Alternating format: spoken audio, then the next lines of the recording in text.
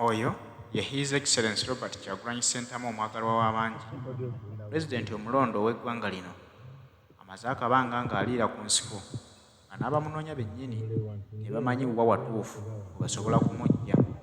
Kyawaliriza ne poliisi okuvaayo olunaku olw'eggulo ne bagamba nti bamutaddeko obukadde bwa Uganda 10 oyo amanyiiko amayitire ge, kubanga mu maka ge bayiwawo amagye naye bamwekangira mu bifo eby'enjawulo ku social media ng'atuuse. Beebuuza entambula ze atambula atya, asula ludda wa, kubanga mu maka ge balowoozezza nti taliimu. Olunaku olwaleero nno alabiseeko mu maka ge ng'akubye press conference okwogerako ne bannamawulire okubabuulira kituufu ki kyazzaako oluvannyuma lw'okwekalakaasa kuno nti poliisi egezezaako okumulemesa. Teweerabira nno nti ensonga zino zikutuusibwako Hajji Ssettuba omusomi w'edduwa. Olina ebizibu eby'enjawulo ebyoyitamu ebikusoomooza, oyagala kugendako ebweru okyalemereddwa, empapula zo ziganya okufuluma, ogezezzaako abafere bakubbye ensimbi zo bazikuliddeko, kubira ku Hajji Ssettuba omusomi w'edduwa agenda kuba omubuulira obuzibu bw'oyitamu akusomere ku dduwa. Tojja kusigala kye kimu, obulamu bwo bugenda kukyukira ddala ddala oleme na kuddamu kwejjusa. Katuwulirize ebigambo by'omukulembeze His Excellency Kyagulanyi Robert Ssentamu tutegeere ki kyazzaako oluvannyuma lw'amagye okulemera mu maka ge. So we thank the people that stood with us. We are finally here. I want to thank all the people that took part in the protest that we called for. It was a largely successful protest. As you've noticed, in most of the places where we planted banana stems, the roads have either been made or they are still strictly guarding those places. But many places have been worked on. That means protests actually work. Don't stop protesting. This regime will only listen to pressure from you and respond to pressure. Continue putting them on pressure, not only about roads, but every other injustice that you fail. Our next demand as NUP will be our people. The missing people that were taken away, abducted, have never been seen again. We are going to be demanding for the release of political prisoners. So we are not going to stop. We are going to continue protesting and demanding rightfully ours, demanding for the freedom of political prisoners and for the freedom of our missing persons. And of course, we will continue to engage with other forces of change and to ask them to also embrace that cause. We understand now that protests work, and we will get our people out of pressure. One other point that I want to make is I want to join the rest of our leaders and the rest of Ugandans in mourning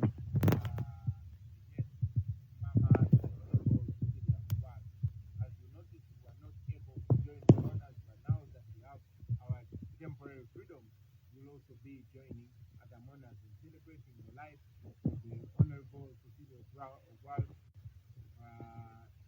Parliament. She was a source of good counsel, she was a mother, she was a source of great advice, and we shall miss her as a nation. We can only try to move in her footsteps. We send condolences and heartfelt compassion to her family. Mu Luganda, nsanyisa obbalaba bannange, nkomyewo era nga bwe nabagamba nti abasirikale ne poliisi banaava amaka gange nga nkomawo. Komyewo ndi musanyufu nti twasobodde okubeewala ne batatukwata. Bansalako wano nga bwe mwalaba, ne nabatolokako mu Robert style. Era mbadde mpitanga mu bantu. Nandi mu bantu ba bulijjo, njagala okwebaza ne sekwebaza abantu bonna abatukuumye mu ghetto gye tubadde nga tulya, ababadde nga batusuza mu bitundu eby'enjawulo, bantu ba bulijjo ababadde nga batambuza ku bodaboda zaabwe, mu taxi zaabwe, n'abadde nga batuwa amagezi oba advice. Kino kyongedde okutulaga nti struggle eno si yaffe ffekka, naye buli munnayuganda ali mu struggle. Every oppressed Ugandan is in this struggle.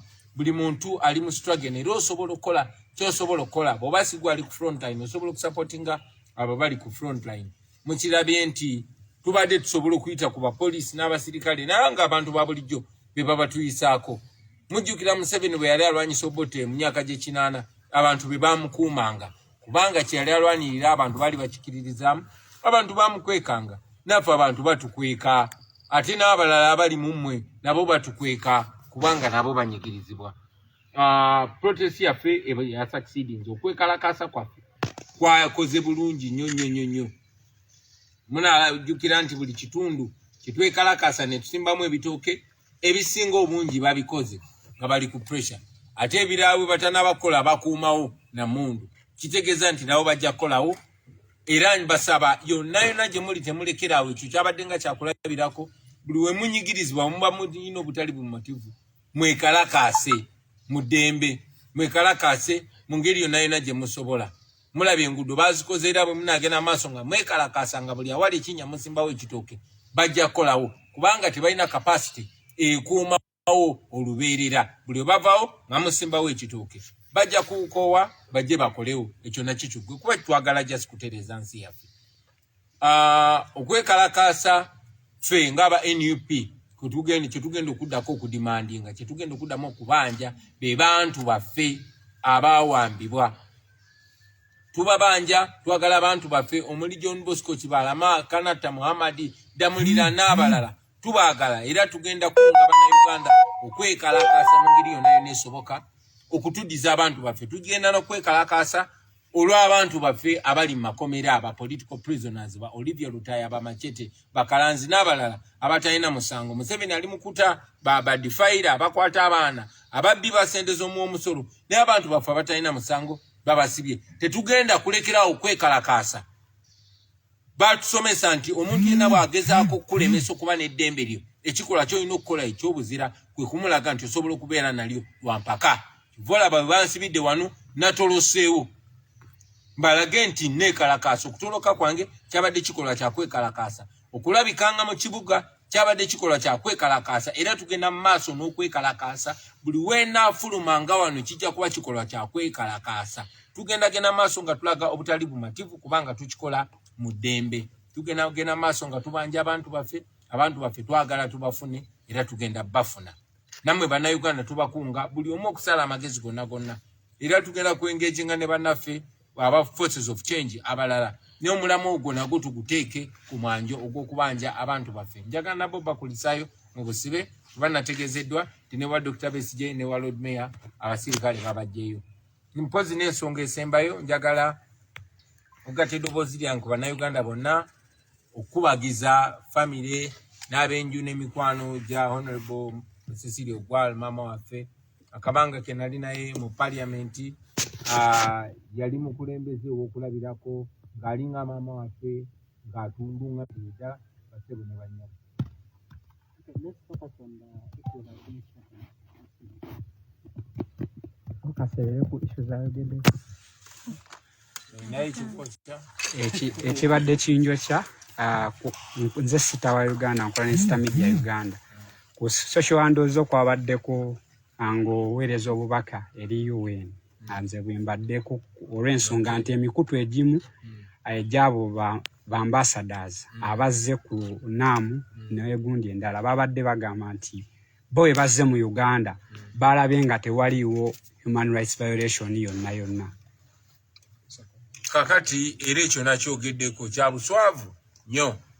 Abazungu abasinga abakozesa abadikteta mu Africa olwa interest zaabwe era si kyanjawulo nga abakozesa Museveni ayagala nnyo okutunuulira ba opposition oba no balibolinga nga ba western puppets naye Museveni western puppet number 1.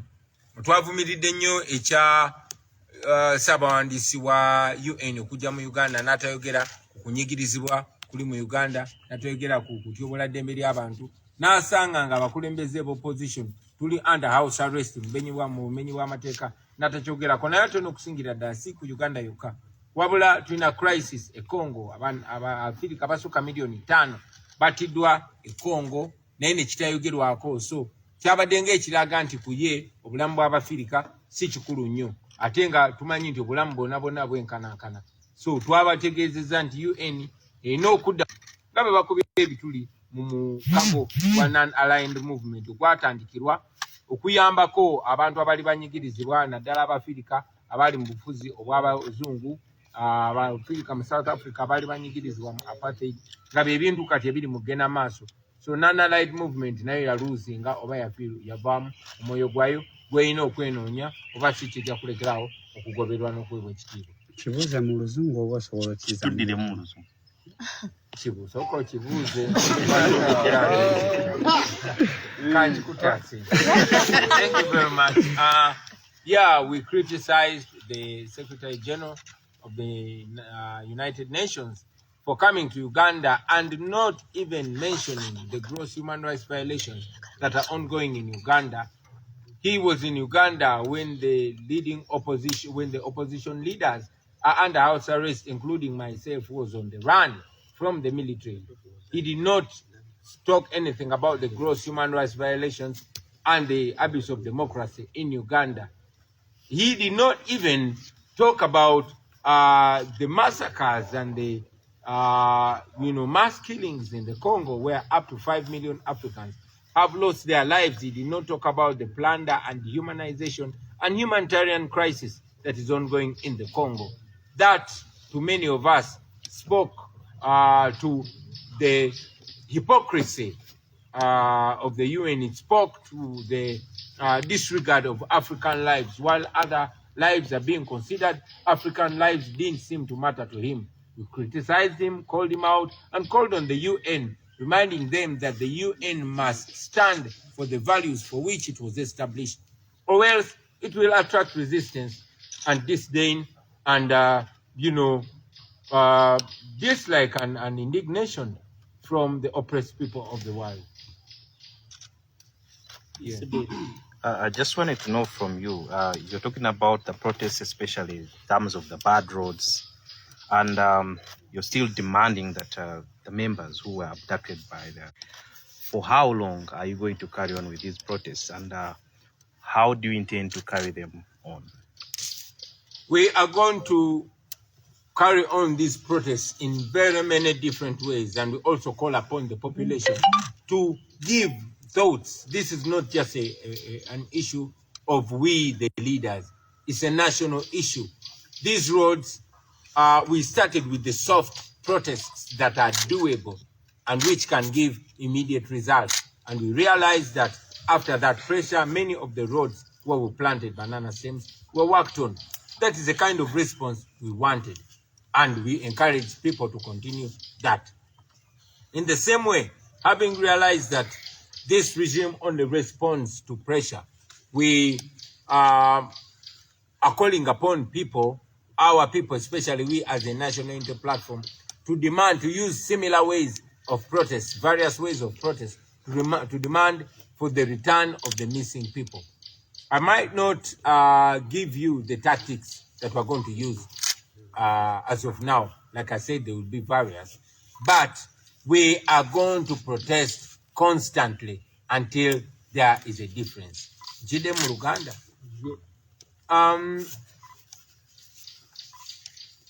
Ombuuza nti tugenda kwekalakaasa mu ngeri ki era tunaakoma wa. Mulabye nti gavumenti ng'eya Museveni ewuliriza pressure, ewuliriza kwekalakaasa. Twayagadde tutandikire ku bintu ebitono ebiri achievable nga bw'omanyi bataddewo fiya y'amaanyi mu bantu baffe n'abanyigirizibwa abamu batyo okwekalakaasa. Balala balowooza nti okwekalakaasa kasuka bukasu mayinja n'akwogana. Nedda, okwekalakaasa kwe kulaga obutali bumativu. Oyinza n'okwekalakaasa ng'osigadde wo, oyinza n'okwekalakaasa ng'otambula mu ngeri emu, oyinza n'okwekalakaasa ng'oyimba. Kati okwekalakaasa kuno kwe twayise okw'okusimba ebitooke mu kkubo kwalaze amakulu ate agataaluddewo, kubanga ebifo bingi nnyo byabaddemu okwekalakaasa gye basimbye ebitooke amakubo baagakoze.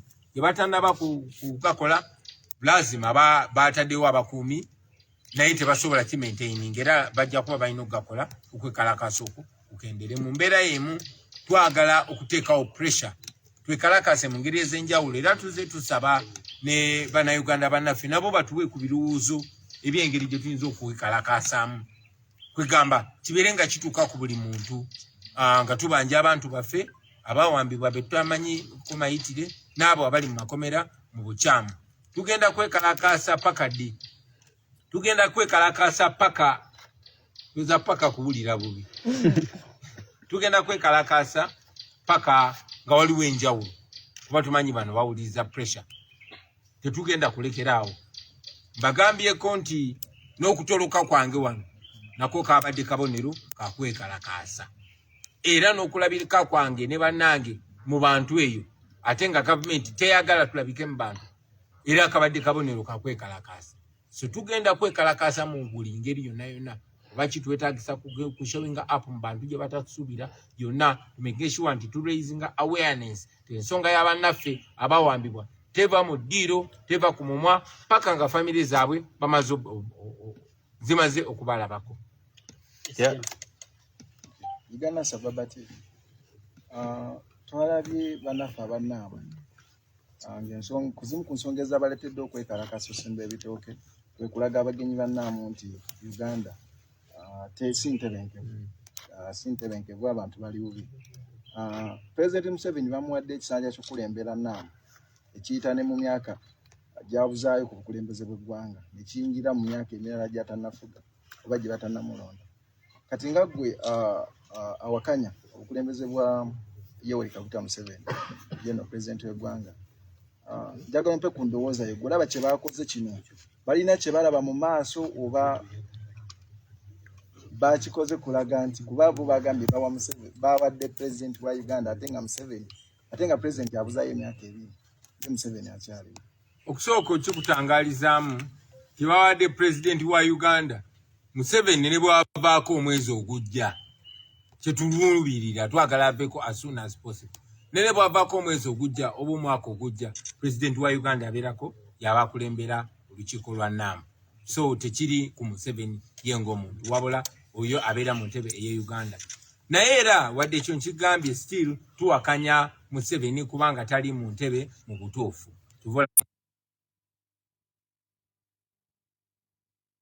okubikula olutimbe Museveni ne gavumenti ye lwetaddewo ensonga lwaki bakuwambye abantu bakutta abantu ne bajja ku kkubo ensonga lwaki bagaddewo bizinesi z'abantu nezifaanana obubi ensonga lwaki abagenyi babayisiza mu makubo gamu gano ag'ebinnya ne babasibire ne bagamba bannansi temutambulira mu gali amalungi mutambulire mu g'ebinnya ensonga lwaki minisita wa Museveni yalagidde bannayuganda basinike amannyo nga abagenyi bazze kubanga baagala okusitimbawo ekifaananyi ekyobulimba nti Uganda mirembe babayise eri mu makubo ge baterezeza tige malungi so twayagadde okulabisa era twagala magenda maaso okulabisa gavumenti ya Museveni si eri abagenyi banaamu bokka n'abagenyi b'olukiiko olugenda maaso olwa G77+ China n'eri ensi yonna yonna okulaga nti ekifaananyi kyabaterawo kiri fake si kye kyamazima bannayuganda bali mu kunyigirizibwa era bannayuganda beetaaga ensi yonna ebeegateko beenuule.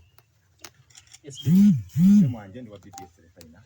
So mboza program yalangirirwa kutambula eggwanga nga mutanakasa yatuuka muko abapatya waka ekiddako program gyayimidde nga byaliyo baawaliwo ekifatuka program eyo tujja genda maaso n'okutambula mu bitundu by'eggwanga eby'enjawulo nga bwe mwalabye nti tetwagenze iganga kuba bannanga abamu babadde bakwate so nesagala gendayo nzeka ate elira era twayongezaayo olw'okufiirwa kwa mama waffe Honorable Cecilia Ogwal tujja kuba tubategeeza programu zaffe ki ezigenda okuddako. Yes. Amanyi Waisa Moses Osoga wano. Wakitiibwa President n'ebibuuzo bibiri. Ekibuuzo ekisooka omugenzi Cecilia Ogwal yavudde mu bulamu bw'ensi. Nga ggwe ng'omukulembeze wa NUP era waliko omubaka mu palamenti eyo kiki nga ggwe ng'omuntu kiki kyojjukira ku mugenzi oyo kubanga abadde ku side ya opposition. Ekibuuzo ekyokubiri twagala kutegeeza otangaazamuko nga kino ekibiina kyemwegase mwenna nga opposition twagala kutegeeza Abannayuganda ani omwogezi w'ekibiina ekyo kubanga tulaba buli muntu avaayo ayogera ani omwogezi w'ekibiina ekyo. Webale nnyo Ozeret mbadde maze okwogera ku nsonga ya mama waffe Cecilia Ogwal nera jjajjiddamu kuba nze nali mu palamenti naye yali maama waffe mu by'obukulembeze yali ntabiro yakuyiga kuba yalina experience y'amaanyi ate ng'alabye Uganda ng'eyita mu mitendera egy'enjawulo so abadde wakuyiga bingi ebimu abadde by'okunyigirako ate abadde n'amwatulira so tujja musubwa nnyo. Omugendo gwe tulimu ogwa United Forces of Change si kipya ojja kujjukira nti kuvadda nga tukolinga for unity forces oba amaanyi ag'enjawulo agalwana enkyukakyuka batuyita United Forces of Change tetuli kibiina era tetulina mwogezi gwe naawe bw'oba oli force of change tewetaaga kuba munnabyabufuzi oyinza okuba nga olina gurupu yo y'aba student olina okuba oyinza okuba olina gurupu yo y'abakyala olina okuba oyinza okuba olina gurupu yo y'abanaddiini naye nga mwagala enkyukakyuka naddala ey'emirembe nobeera part of the United Forces of Change naddala akasito twegattako so twagala okutambulira butambulizi wamu ffenna ngaffe buli ayogera kasita aba ayogera amazima abeera mwogezi wa nkyukakyuka kasita aba ayogera ekituufu abeera mwogezi wa nkyukakyuka mwebale nnyo mwebale ddala basebo ne bannyabo mukama bankume bwebwo obubaka bwa His Excellency Robert Kyagulanyi Ssentamu omukulembeze omulonde abadde mu buwaŋŋanguse maka gabadde takyasulawo nga bayiwawo amagye oluvannyuma lw'okubagulizibwako nti amagye gaggiddwawo asobodde okutambula bukolokkolo n'addayo ewaka tambudde mu ngeri ye eya Robadobo style kubanga tabadde na mmotoka tubadde tumulabako ebiseera ebimu ng'atambulira ku bodaboda ebiseera ebirala ng'atambulira mu takisi kati oba akomeddewo mu takisi ewakaawe oba akomeddewo ku bodaboda kyonna kye kiri akomyewo ebigambo bye siyinza kubikuddiramu nkakasa nti buli omu obiwulirizza bulungi wabula kyasimbako essiira tewali kuzikiza basazeewo okutandika balina okutandika balina okugenda mu maaso okulaba ng'eggwanga Uganda likyusiddwa twagala kweggyako nnakyemalira Uganda tujagala ng'ezza emikono gy'abannannyiniyo tujjagiwoza egyo emisango bulungi nnyo ate tuddemu twekalakaasi mu luzungu ako kennyinako. Well, the police shouldn't intimidate people about footage of those people that were planting banana stems in the potholes. We are here, I am here, I am one of the leaders that called for that protest. And the protest is still on. We continue to encourage Ugandans to protest non-violently. This time we've encouraged them to plant plantain stems in potholes. First, it is helpful because it saves people from accidents when those stems will work as warnings. But also, you know, it creates awareness and reminds the authorities of their duty of their job. So we are here. I am not hiding, and I'm not denying that I called for those protests together with other leaders. 10 million.